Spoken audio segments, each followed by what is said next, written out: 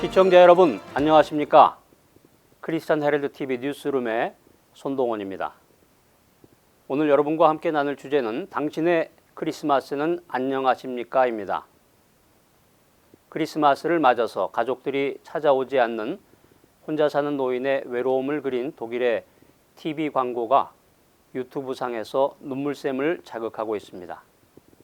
이 광고는 현재 독일이 맞이한 심각한 고령화 사회의 문제점을 크리스마스를 통해서 조명하고 있다는 평가를 받고 있습니다. 독일의 대형 슈퍼마켓 체인점인 에데카가 귀향이라는 타이틀로 선보인 이 TV 광고에서는 매년 크리스마스 때마다 혼자서 식사하는 노인의 절망적인 크리스마스 풍속도를 담고 있습니다. 아버님, 올해는 못 갈 것 같아요. 내년에는 꼭 갈게요. 전화상으로 이런 뻔한 거짓말이 수년째 반복되자 크리스마스를 앞두고 혼자 사는 노인은 자신이 사망했다는 거짓 소식을 자녀들에게 알리게 됩니다. 세계 각국의 서로 다른 대도시에서 살던 자녀들은 눈물을 흘리며 급히 아버지가 살던 작은 시골 마을로 장례식을 치르러 돌아옵니다. 그러나 집안에서 이들을 맞이한 것은 크리스마스 만찬이 차려진 식탁과 불 켜진 촛불, 그리고 크리스마스 추리였습니다. 식당 뒤에 있는 부엌에서 건강한 아버지가 모습을 드러내자 놀라는 자녀들에게 아버지는 이렇게 말합니다. 어떻게 해야 내가 너희들 모두를 집으로 불러 모을 수 있었겠니? 이렇게 말하면서 이어지는 광고는 수년 만에 즐거운 크리스마스 만찬을 즐기는 가족들의 모습으로 엔딩을 맺습니다. 1분 46초짜리 이 광고 영상은 지난달 28일에 유튜브에 업로드된 후에 지금까지 약 3,400만 명 이상의 조회수를 기록하면서 독일뿐만이 아니라 전 세계의 폭발적인 반응을 이끌어내고 있습니다.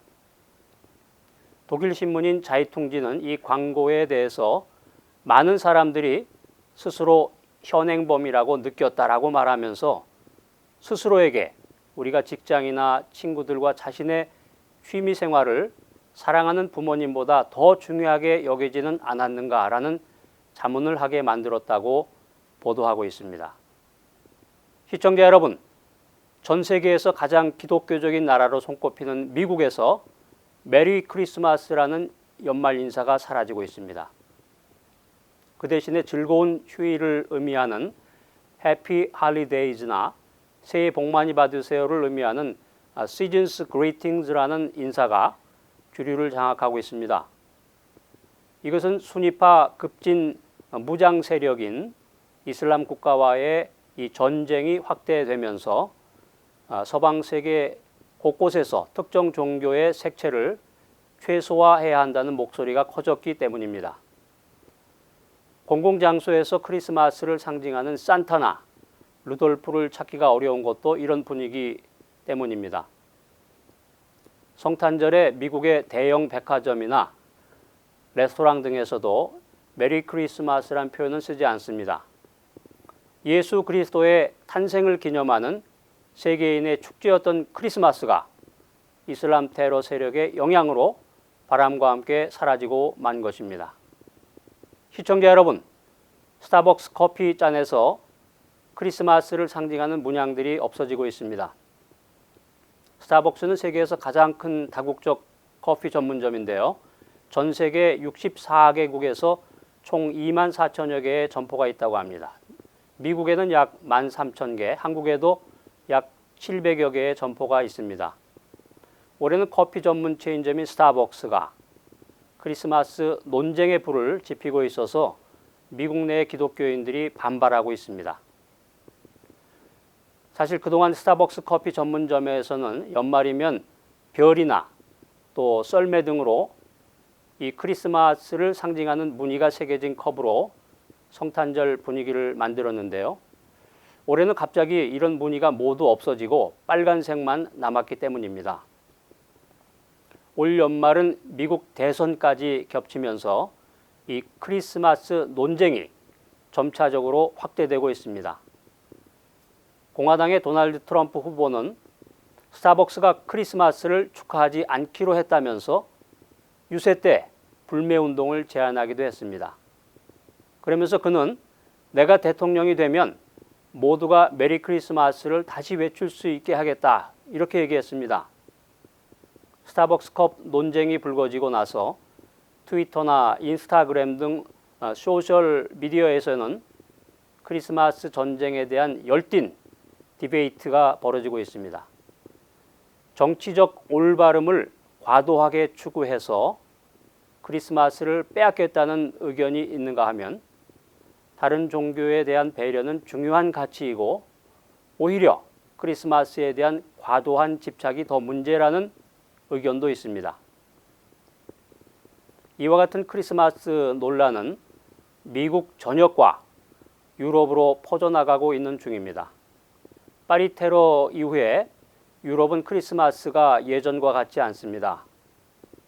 크리스마스 흥행을 노린 추가 테러가 우려되고 희생자들에 대한 추모 분위기로 인해서 떠들썩한 분위기가 찾기가 어렵게 되었습니다.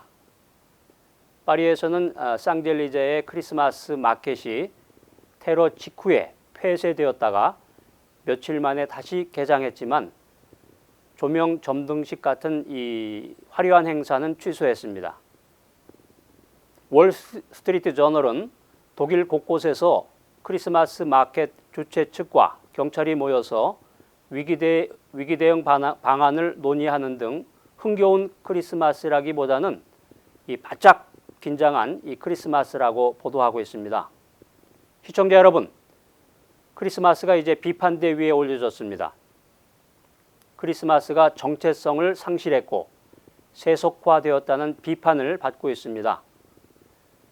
크리스마스 하면 연상되는 말은 예수님의 탄생이 아니라 산타크로스나 루돌프 그리고 크리스마스 선물과 캐롤 등입니다. 이제 21세기의 현대인들은 이 정체가 불분명한 문제투성이의 크리스마스를 버려야 할까요? 시청자 여러분 어떻게 생각하십니까? 목욕물을 버리다가 아기까지 버려서는 안 된다는 의견을 SNS로 보내주신 분도 계십니다. 크리스마스의 잘못된 점들은 과감히 버리고 성탄절에 이 본래의 의미를 다시 되새겨야 한다는 의견도 보내주셨습니다. 오늘날 현대의 그 성탄절은 또 다른 이교도적인 풍습에 의해서 공격을 받고 있는 현실입니다. 크리스마스의 본래적인 의미는 사라지고 화려한 상업적 문화만이 팽배하고 있다는 지적이 바로 그것입니다. 그렇지만 많은 신학자들과 경건한 목회자들은 크리스마스에 대한 정체성과 또 비판적인 요소들에도 불구하고 크리스마스가 성육신의 의미를 되새길 수 있는 좋은 기회라고 평가하고 있습니다. 따라서 교회를 중심으로 성탄의 본질을 저해하는 것들을 점차적으로 바꾸어 나가고 건전하고 즐거운 축제의 장으로 만들어 나가는 것이 성탄절을 폐지하는 것보다는 바람직하다는 의견입니다. 크리스마스 이야기에 등장하는 마르탕이라는 사람이 있는데요. 마르탕은 구두 수성공이었습니다.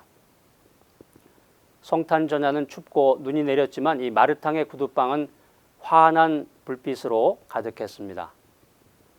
마르탕은 그날 일을 끝낸 후에 저녁을 먹고 난로 옆에 의자에 앉아서 창문 밖을 내다보고 있다가 그만 깜빡 졸고 말았습니다. 마르탕! 마르탕! 하고 부르는 소리가 들렸습니다.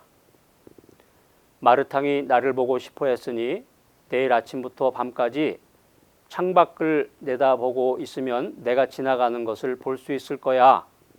잘 지켜봐라. 이런 소리가 마르탕에게 들렸습니다. 아, 주님, 그분이시구나.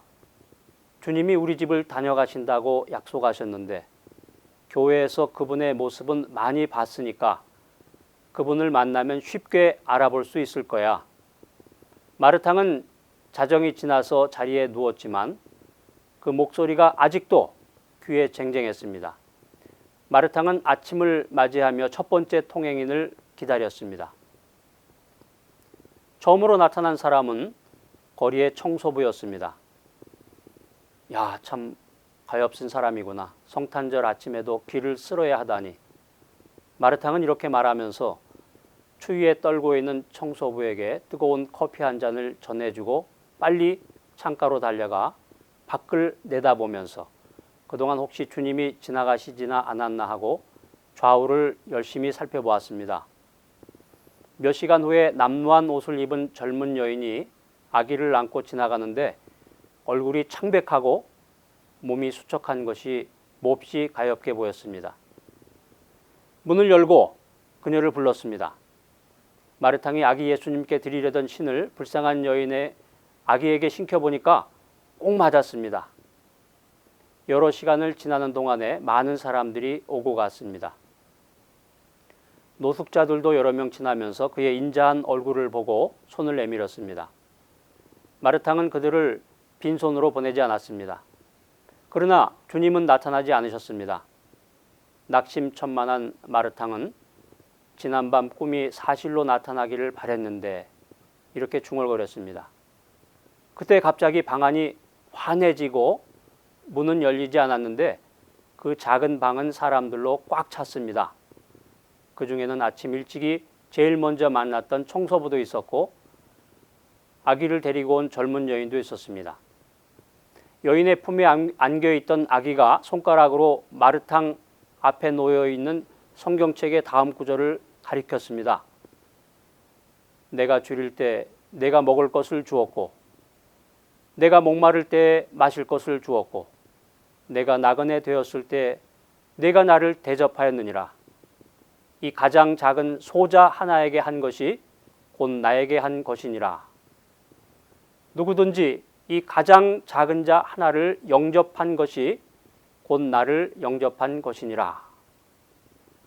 아이의 미소를 보면서 마르탕의 마음은 주님을 만난 성탄의 기쁨과 환희로 충만했습니다. 시청자 여러분, 매년 성탄절이 되면 북미주 전역에 있는 남침내외 4만여 다민족 교회들이 다 같이 해외 선교를 위해서 드리는 헌금이 있습니다. 이 선교 헌금을 가리켜서 라팀은 크리스마스 국제 선교 헌금이라고 하는데요.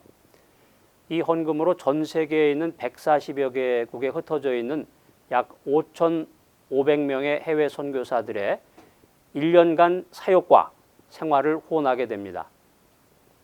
라티문이란 중국에서 선교사로 일생을 사역했던 여선교사의 이름입니다.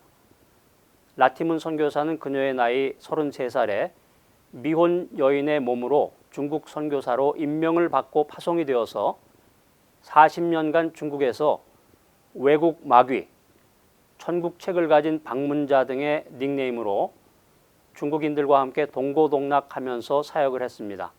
질병과 외로움, 그리고 홍수와 전쟁과 가난 속에서도 굴하지 않고 학교를 세워 가르치고 복음을 전하며 평생 동안 선교의 길을 걸어갔습니다. 당신의 크리스마스는 안녕하십니까? 시청자 여러분, 예수 그리스도의 오심의 진정한 의미는 무엇입니까? 아기 예수를 맞이하는 구원받은 크리스천들의 올바른 자세는 무엇입니까? 지금은 우리 모두가 죄인들을 구원하기 위해서 이 땅에 오신 예수 그리스도를 맞이하고 그분께 경배할 때입니다. 지극히 높은 곳에서는 하나님께 영광이요, 땅에서는 기뻐하심을 입은 사람들 중에 평화로다. 이상 크리스천 헤럴드 TV 뉴스룸에서 손동원이었습니다.